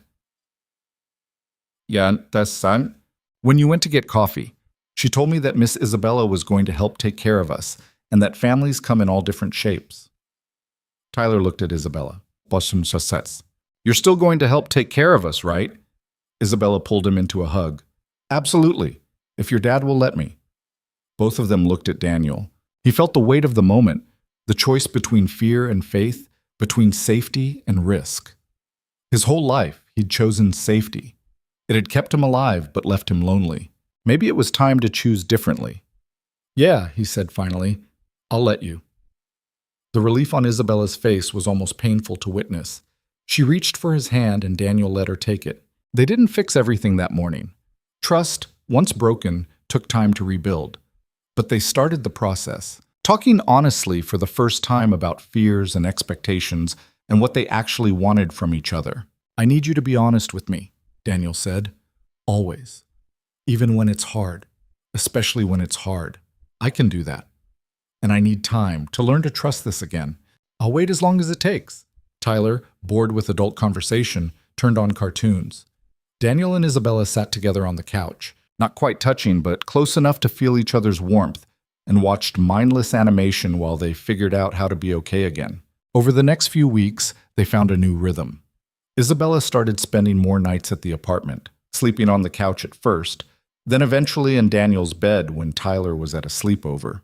They took things slow, relearning each other, building something more honest than before. Isabella transferred the $50,000 to a college fund for Tyler and Sophia, then showed Daniel the transaction receipt. He didn't need the proof, but appreciated the gesture. Law school became manageable with Isabella's help. She'd quiz him on constitutional law while cooking dinner, helped outline his essays, picked up Tyler when Daniel had late classes. The bar gave him more flexible hours, understanding that he was dealing with grief and change. One evening in February, after Tyler was asleep, Isabella brought up something she'd clearly been thinking about. "I want to move here." Daniel looked up from his casebook. "Here? Philadelphia. I'm splitting custody with David 50-50, which means Sophia will be here half the time anyway. And all my reasons for staying in my downtown apartment are gone. I want to be close to you and Tyler." "That's a big change." "I know, but I'm ready for it. Unless," she looked uncertain, "unless you don't want me that close." "Are you kidding? I want you here all the time. I just didn't think you'd actually do it." "Why not, Mup?" "Because you're Isabella Vaughn. You have this whole life, this empire. Moving to my neighborhood, being with a guy who tends bar and studies law, that's a downgrade." Isabella came around the table and sat in his lap, forcing him to meet her eyes. "Listen to me very carefully. You are not a downgrade. You're the best thing that's ever happened to me. Better than my company, better than all the money and success and everything I thought mattered. You taught me what actually matters." What's that? Being present, being real, loving people more than you love being impressive. She kissed him softly. "So yes, I'm moving here. I'm restructuring my company so I can work remotely most of the time. I'm building a life that has room for actual living in it." "What about Vaughn Industries?" "I'm promoting my COO to co-CEO. She's been running half of it anyway, and I'm shifting focus to consulting and strategic planning rather than day-to-day operations. It'll be different, but different is good." Daniel pulled her closer. "You're sure about this?"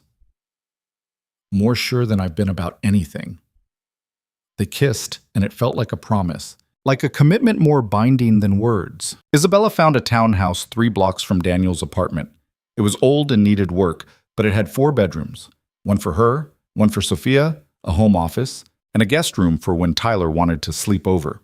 She bought it in cash and immediately started renovations. Sophia came for spring break, and the 2 kids picked out paint colors for her room together. Daniel watched them argue about whether purple or blue was better, saw the easy way they'd become siblings without anyone forcing it, and felt something settle in his chest. This was family. Messy and complicated and nothing like he'd imagined, but real. One Saturday, while Isabella and Sophia were at the townhouse overseeing contractor work, Tyler asked Daniel a question. "Are you going to marry Miss Isabella?" They were at the grocery store, Tyler helping push the cart. Daniel nearly dropped the milk he was holding. "What makes you ask that?" "Because you love her, and she loves you. That's what people do when they love each other, right? They get married?" "Sometimes, but it's complicated." "Why, us?" Daniel tried to find words a 7-year-old would understand. "Because marriage is a big promise, and I want to make sure we're ready before we make that promise." "How do you know when you're ready?" "I don't know, buddy. I guess when you can't imagine your life without the other person." Tyler considered this, then said matter-of-factly, "I can't imagine our life without Miss Isabella and Sophia. So I think you're ready." Out of the mouths of children, Daniel thought. You know what? You might be right. That night, after Tyler was asleep, Daniel called Isabella. "Hey, you busy?" "Just reviewing some contracts." "Why?" "Come over. I want to talk to you about something." "That sounds ominous." "It's not. Just come over." 20 minutes later, Isabella let herself in with the key he'd given her weeks ago. Daniel was waiting on the couch, nervous in a way he hadn't been since high school. "What's wrong?" Isabella asked immediately. "Nothing's wrong. Sit down." She sat, looking worried. Daniel took her hands. "Tyler asked me today if I was going to marry you." Isabella's eyes widened. "What did you tell him?" That it was complicated, but then I spent the whole day thinking about it, and I realized it's not complicated. It's actually really simple." Daniel took a breath.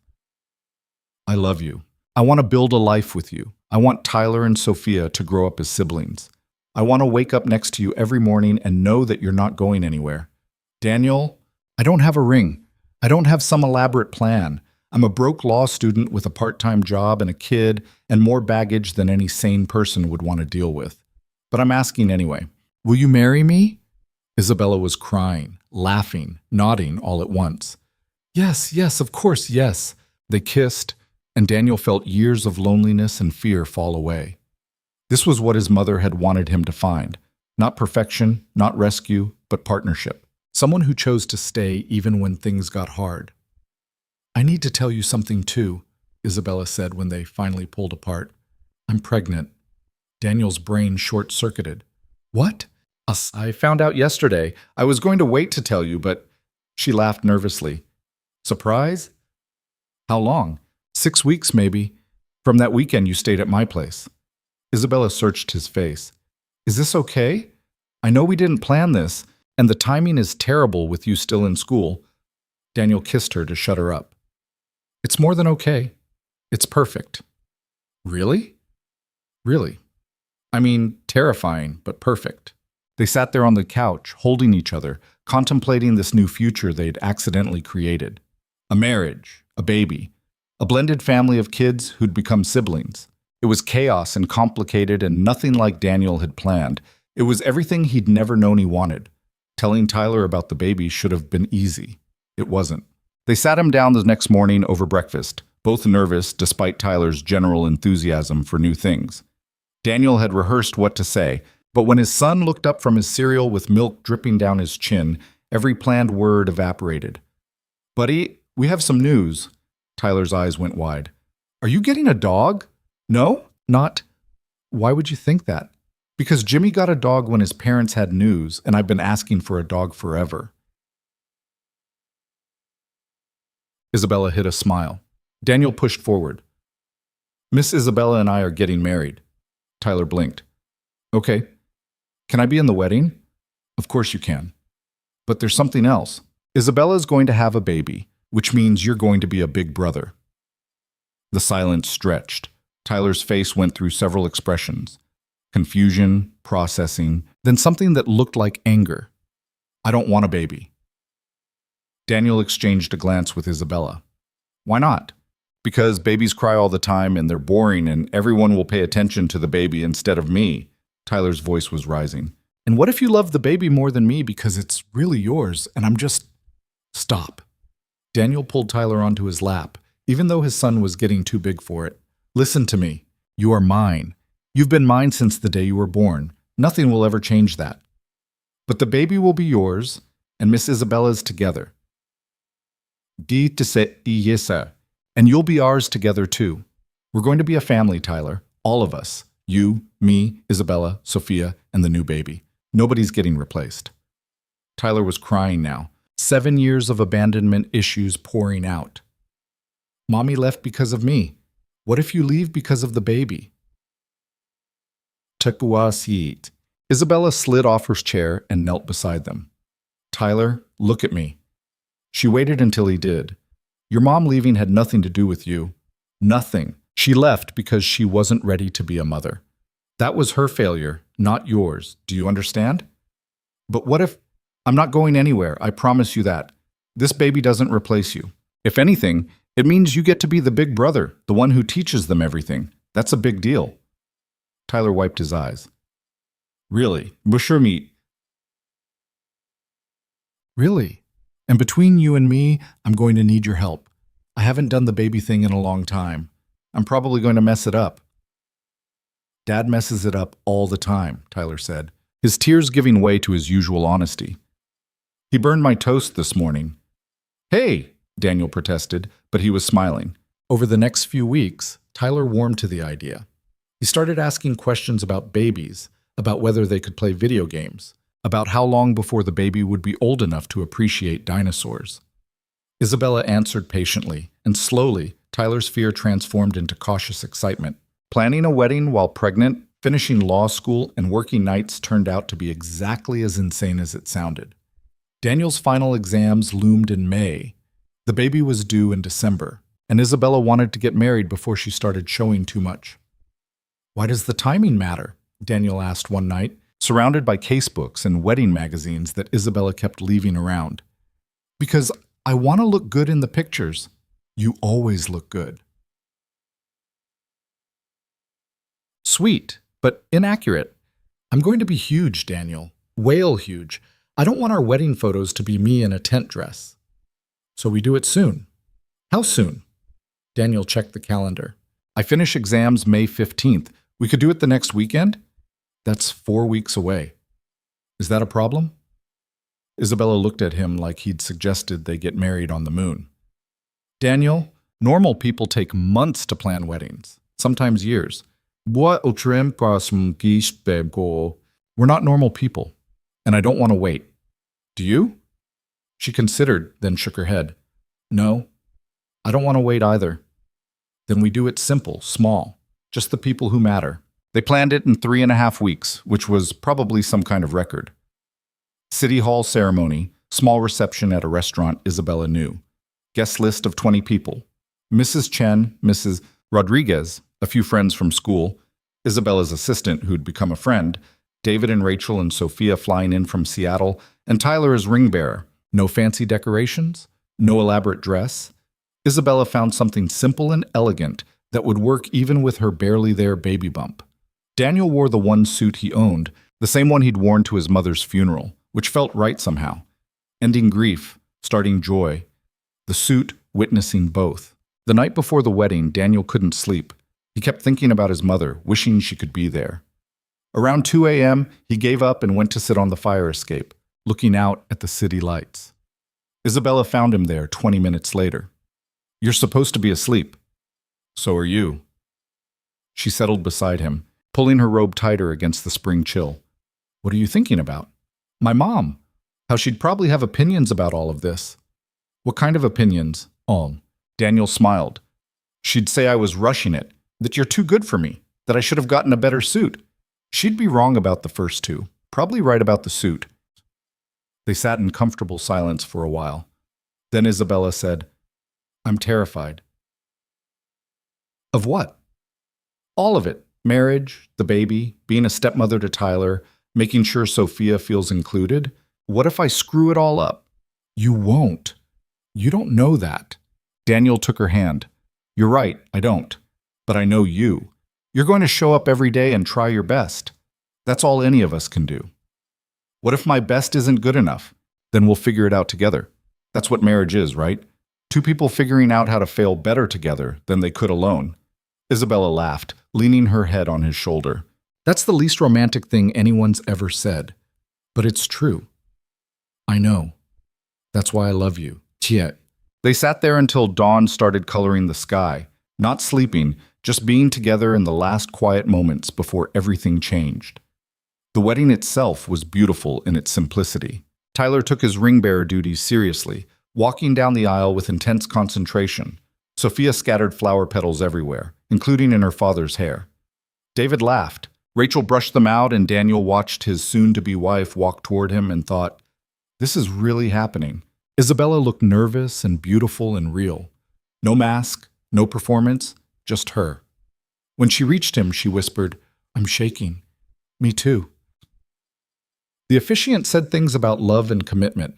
Daniel barely heard it. He was too busy memorizing Isabella's face, the way Tyler kept grinning at them, the way Sophia kept whispering excitedly to her dad about how pretty everything was. When it came time for vows, Daniel went first. He'd written something, but standing there, it felt wrong. So he went off script. I don't have flowery words. I'm not good at speeches. But I can tell you this. You walked into my life when I'd forgotten what hope felt like. You saw me at my worst and didn't run. You loved my son like he was yours before I even asked you to. You're stubborn and complicated and sometimes infuriating, and I love every bit of it. I promise to show up every day. I promise to be honest even when it's hard. I promise to build a life with you that's messy and real and worth living. Isabella was crying. You said you didn't have flowery words. Those weren't flowery. Those were just true. She laughed through her tears, then composed herself for her own vows. I spent 30 years building an empire and being miserable. Then I met a man who treated me like I was ordinary, and it was the most extraordinary feeling in the world. You taught me what actually matters. Not money or success or impressing people who don't care about you, just showing up, being present, loving people more than you love your own comfort. I promise to choose you every day. I promise to choose Tyler. I promise to choose this family over everything else. Always. Hos I sawut. The officiant pronounced them married. Daniel kissed his wife, and Tyler whooped loudly, and somewhere in the small crowd, Mrs. Chen was definitely crying. The reception was at a small Italian restaurant, family-style seating, loud and chaotic and perfect. Tyler and Sophia ran around together, high on cake and attention. David gave a surprisingly warm toast about Isabella finding someone who brought out her best self. Mrs. Chen told embarrassing stories about Daniel from when Tyler was a baby. Around 9, after most guests had left, Daniel found Isabella on the restaurant's small patio, looking exhausted and happy. You okay? My feet hurt and I'm nauseous and I've never been better. She leaned against him. We did it. We did. No turning back now. Would you want to? Isabella thought about it seriously. No, not even a little bit. They stood there together, married now, committed in a way that felt both terrifying and inevitable. Inside, they could hear Tyler and Sophia's laughter, could see David and Rachel dancing to music from someone's phone, could see the life they'd built starting to take shape. Law school ended with Daniel finishing in the top 15% of his class, despite everything. Job offers came, not from prestigious firms, but from places that valued work ethic over pedigree. He chose a public defender's office, explaining to Isabella that after everything they'd been through, defending people who couldn't afford representation felt right. It doesn't pay much, he warned. We don't need much. You're a billionaire, former billionaire, current wife and mother who happens to have money. There's a difference. Isabella's company restructuring worked better than expected. Her co-CEO handled operations while Isabella focused on strategic planning and major decisions, working from home 3 days a week. She took meetings in sweatpants, did conference calls while making dinner, lived a life that would have horrified her old self and made her current self profoundly happy. Summer came, and with it, Tyler's 8th birthday. They threw a party at Isabella's townhouse, now officially their house since Daniel and Tyler had moved in after the wedding. Kids ran everywhere, destroying the careful organization Isabella had tried to maintain. She watched the chaos with something like wonder. This is insane, she told Daniel. Watching a dozen third graders play some game that involved a lot of screaming. Want me to shut it down? Are you kidding? This is the most alive this house has ever felt. Sophia spent the summer with them, sharing a room with Tyler when she wasn't in her own. They fought like siblings, loved like siblings, created an ecosystem of shared jokes and secret languages that adults couldn't penetrate. Daniel watched them and thought about family, about how it wasn't always blood, but always choice. The baby came 3 weeks early on a freezing December morning. Daniel was in court, his first trial as a newly licensed attorney, when Isabella called. Don't panic, but my water just broke. Daniel absolutely panicked. He apologized to the judge, grabbed his coat, and ran out of the courthouse. Mrs. Chen met him at the hospital with Tyler and Sophia, both kids bouncing with excitement. Is the baby here yet? Not yet, buddy. Soon, sure. Labor was long and difficult. Isabella, who'd handled billion-dollar negotiations without breaking a sweat, cursed at Daniel for doing this to her. He held her hand and took the abuse, figuring he deserved it. At 11:47 p.m., December 19th, Emma Rose Hayes Vaughn entered the world screaming her displeasure at the entire situation. She had Daniel's dark hair and Isabella's features and a temper that suggested she'd inherited the worst of both. Tyler and Sophia met their sister the next morning. Tyler held her with extreme care, his face serious. She's really small. You were this small once, Daniel said. Was I this ugly? Tyler. What? She looks like a wrinkly potato. Isabella, exhausted and hormonal, burst out laughing. You're not wrong. Sophia, always more tactful, just smiled. I think she's perfect. Emma was not perfect. She cried constantly, refused to sleep for more than 2 hours straight, and tested every parenting book's theory about infant behavior. Daniel and Isabella stumbled through those first months in a fog of sleeplessness and confusion. One night, around 3 a.m., Both parents were awake with a screaming baby who would not be soothed. Tyler appeared in the doorway of the nursery, rubbing his eyes. Want me to try? Daniel was too tired to argue. Sure, buddy. Tyler took Emma carefully, walked around the room humming some tune from a video game, and within minutes, she quieted, then slept. Daniel stared. How did you? I don't know. I just did what you used to do with me. Tyler looked proud and sleepy. Can I go back to bed now? Yeah, thanks, buddy. After Tyler left, Isabella turned to Daniel. We're going to survive this, right? Barely. Good enough. They collapsed into bed for whatever sleep they could steal before the next crying session. And Daniel thought, this is it. This is the life we built. Exhausting and chaotic and completely worth it. Spring brought new routines. Tyler started 3rd grade. Sophia visited every other week. Emma began sleeping in 3-hour stretches instead of 2. Daniel settled into his job at the public defender's office, working long hours for little money, but coming home satisfied in a way his bar shifts never provided. Isabella launched a nonprofit focused on medical debt relief, using her business expertise for something that mattered beyond profit margins. She told Daniel it was inspired by what she'd done for his mother, how that one act had changed everything. I want to do that for other people. Help families who are drowning. You're remarkable. You know that? I'm trying to be better than I was. One Saturday in April, they took all 3 kids to the Science Museum, the same one where Daniel and Isabella had brought Tyler years ago. Emma slept in a carrier against Daniel's chest while Tyler and Sophia raced from exhibit to exhibit. Remember the first time we came here? Isabella asked, watching the kids. Yeah, you were terrified Tyler would reject you. I was terrified of everything back then. And now? Isabella considered. Still terrified, but better at handling it. They stood in the dinosaur exhibit, surrounded by families doing the same thing they were, trying to give their kids good memories, trying to be present, trying to be enough. Tyler ran up, dragging Sophia by the hand. Dad, Miss Isabella, they have a new T-Rex exhibit. Can we go? It's just Isabella now, buddy. Or Mom, if you want. Tyler had been calling her Miss Isabella for so long that the other options felt strange. He looked at Isabella, suddenly shy. Can I call you Mom? Isabella crouched down to his level, Emma still strapped to Daniel's chest between them. I would love that, if you're comfortable with it. What about my real mom? She'll always be your birth mother. Nothing changes that. But you can have more than one mom if you want. Families can be big like that. Tyler thought about it, then nodded. Okay, Mom. He tested the word, smiled. Mom, can we go see the T-Rex? Absolutely.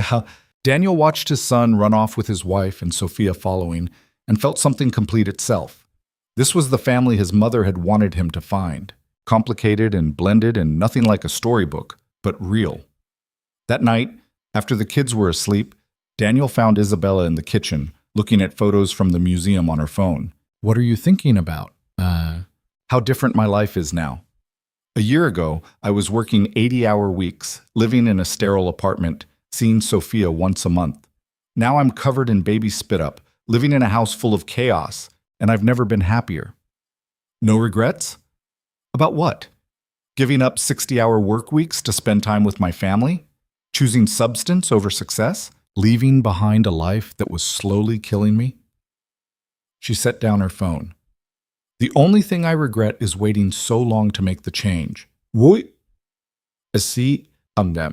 Daniel pulled her close. You know what Tyler asked me yesterday? What? If you were always going to be here, if this was permanent, what did you tell him? That you're not going anywhere, that you chose us, and that choice matters. Isabella's eyes filled. I did choose you. Every day I keep choosing you. They stood there in their messy kitchen, dishes in the sink, toys scattered everywhere, Emma's baby monitor broadcasting her steady breathing from upstairs. And Daniel realized something important. Love didn't arrive perfect. It arrived messy and complicated and requiring constant work. But the work was what made it real. The choice to stay when things got hard, to show up when you were exhausted, to keep trying even when you failed. That was love. Not the fairy tale version, but the kind that actually survived. The years that followed weren't easy, but they were good. Tyler graduated high school with honors and a scholarship to Temple University, wanting to follow in Daniel's footsteps and become a lawyer. Sophia split time between Philadelphia and Seattle, eventually choosing to do college on the East Coast to be closer to her mom and siblings. Emma grew into a fierce, opinionated kid who kept everyone on their toes. Daniel made partner at his firm, still doing public defense work but with better hours and better pay. Isabella's nonprofit grew, helping thousands of families with medical debt, turning her business acumen into actual change. They fought sometimes. About money, about parenting decisions, about whose turn it was to handle the 2 a.m. diaper change. But they didn't leave. They figured it out, compromised, apologized when they were wrong, and kept showing up. On their 10th anniversary, Daniel took Isabella back to the Rusty Anchor. The bar had new owners now, but they'd kept the name and the vibe. They sat at the same stools where they'd first talked, drinking the same whiskey. "You ever miss it?" Daniel asked. "Your old life?" "Sometimes I miss the simplicity of it. Everything was about work. No complicated feelings, no divided attention." Isabella swirled her glass. "But I don't miss being that person." She was successful and miserable. "I'd rather be this messily happy." Messily happy. I like that. It's accurate. She looked at him, and Daniel saw the years in her face, the laugh lines, the tiredness around her eyes, the realness that made her more beautiful now than she'd been at 30. "You know what I realized the other day?" "What?" "That bet I made, the one that started all this, I actually lost it." "How do you figure, Shem?" "The bet was that I could make any man fall for me, but I'm the one who fell. Completely, irrevocably fell for a stubborn bartender who treated me like a regular person and changed my entire life." Daniel kissed her, tasting whiskey in years, and all the ways they'd built something neither had expected. "Sounds like we both won then." They went home to their chaotic house, to 3 kids who'd stayed up past bedtime waiting for them, to a life that looked nothing like what either had planned, but everything like what they'd needed.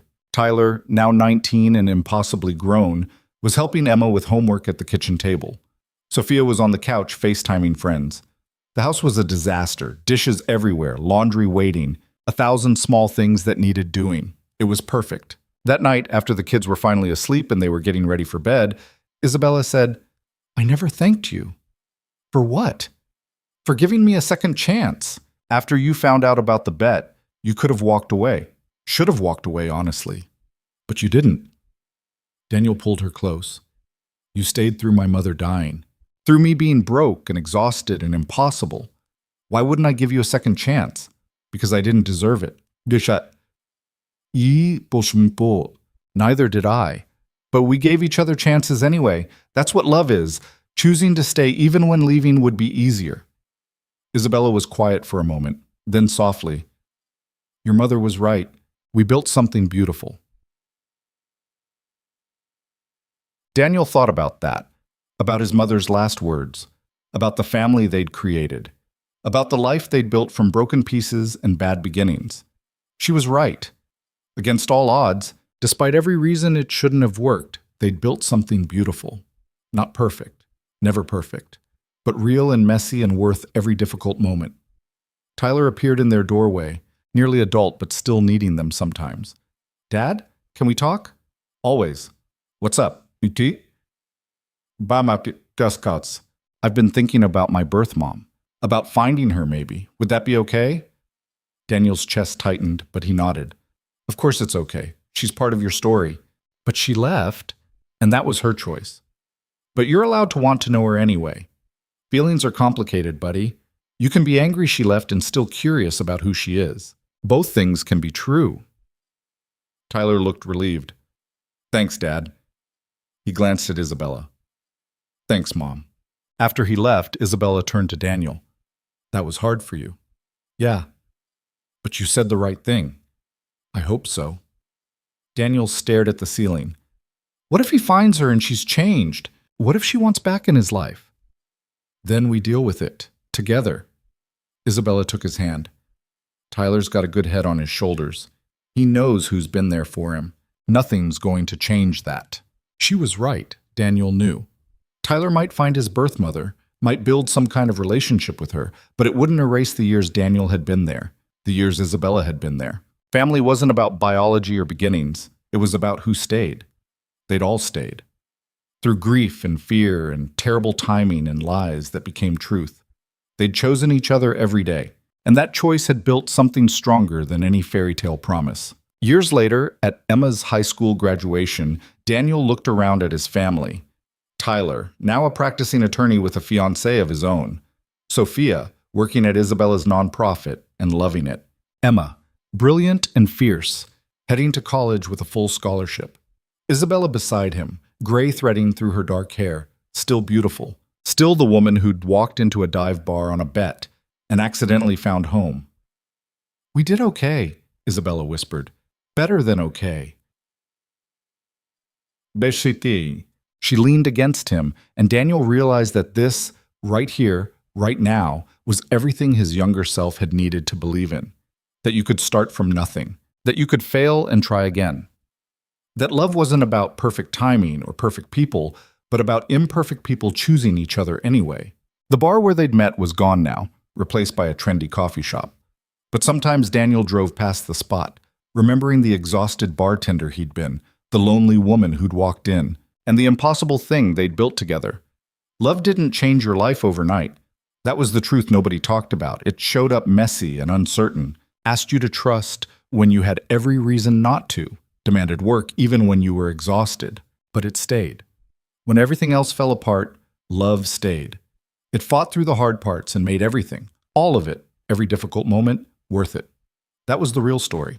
Not the fairy tale beginning, but the choice to keep beginning again, day after day, year after year, until choosing became who you were. Daniel had learned that from his mother, from Tyler, from Isabella. From everyone who'd stayed when leaving would have been easier. And now, watching his family, he understood. The staying was the point. The staying was everything.